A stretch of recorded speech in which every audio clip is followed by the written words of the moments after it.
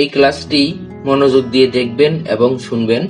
ক্লাসটিতে আমরা শিখব find, replace, go to এই তিনটে অপশন।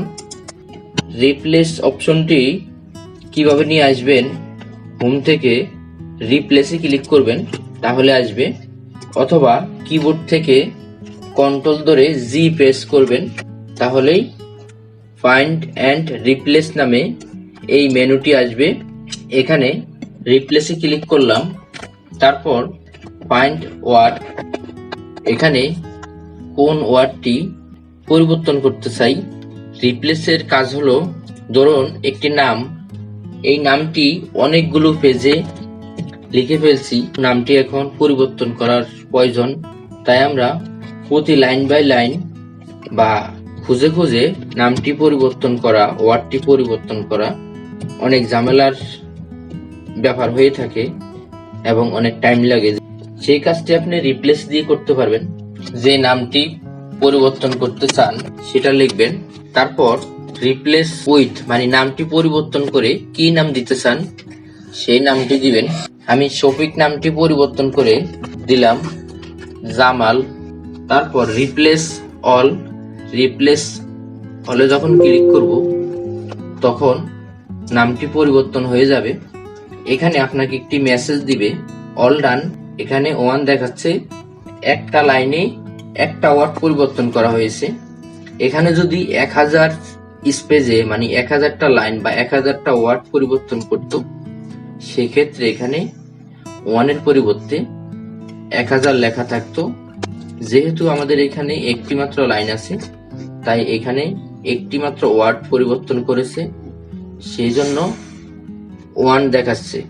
পরবর্তী অপশন আমরা শিখব ফাইন্ড। অনেকগুলো পেজের ভিতরে নির্দিষ্ট ওয়ার্ড খুঁজে বের করা, সেটা সংখ্যা হইতে পারে। এখানে আমরা অনেকগুলো পেজ টাইপ করে নিই। এখানে দেখুন অনেকগুলো পেজ টাইপ করে নিলাম। এখন যে কোনো একটা লাইন, যে কোনো একটা পেজ, সেখানে গিয়ে একটা ওয়ার্ড আমরা পরিবর্তন করে দিই। এখানে পরিবর্তন করে দিলাম সুমন। এই সুমন ওয়ার্ডটি কত নাম্বার পেজে আছে, কত নাম্বার লাইনে আছে সেটা আমাদের জানা নাই। কিভাবে খুঁজে বের করব? রিপ্লেসে এসে ফাইন্ড অপশনে এসে আমরা এখানে নাম লিখব সুমন। যে নামটি খুঁজতে চাই, খুঁজে বের করতে চাই, সে নামটি লিখলাম। ফাইন্ড নেক্সট নামে এই অপশনটিতে, এই বাটনটিতে ক্লিক করলাম। এখন দেখুন আমাদের সামনে সেই নামটি চলে আসছে এবং সেই পেজটিও চলে আসছে। এভাবে নির্দিষ্ট ওয়ার্ড খুঁজে বের করা যায় ফাইন্ডের মাধ্যমে। তারপর আমরা যে অপশনটি শিখব সেটা হলো গো টু। গো টু হলো এখানে আমরা এখন কত নাম্বার পেজে অবস্থান করছি সেটা খুঁজে বের করা। তো সেটা করার জন্য আগে পেজ নাম্বার দিয়ে নিতে হবে। পেজ নাম্বার দেওয়ার জন্য ইনসার্ট থেকে পেজ নাম্বার এবং পেজ নাম্বারে ক্লিক করবেন। পেজ নাম্বার কিভাবে দিতে হয় আমি এর আগের ক্লাসটিতে দেখিয়েছি, সেটা আবার দেখতে পারেন। তো আমি এখন পেজ নাম্বার দিয়ে নিলাম।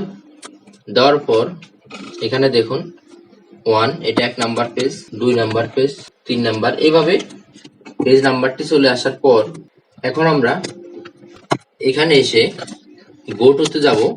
গো টুতে ক্লিক করার পর এন্টার পেজ নাম্বার, এখানে এসে আমরা এখন নির্দিষ্ট একটি পেজে যাব। এখানে আমরা আগে দেখিনি আমাদের সামনে পেজটা কত নাম্বার আছে।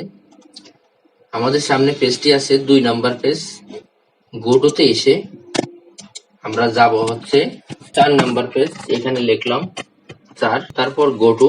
এখন দেখুন যে পেজটি আমাদের সামনে আসছে এটা 4 নাম্বার পেজ। আমরা এখন দেখি এটা 4 নাম্বার পেজ কিনা। হ্যাঁ, এই যে দেখুন 4 নাম্বার পেজ। তার মানে এখানে আমরা 3টা কাজ শিখলাম, ফাইন্ড, রিপ্লেস এবং গো টু।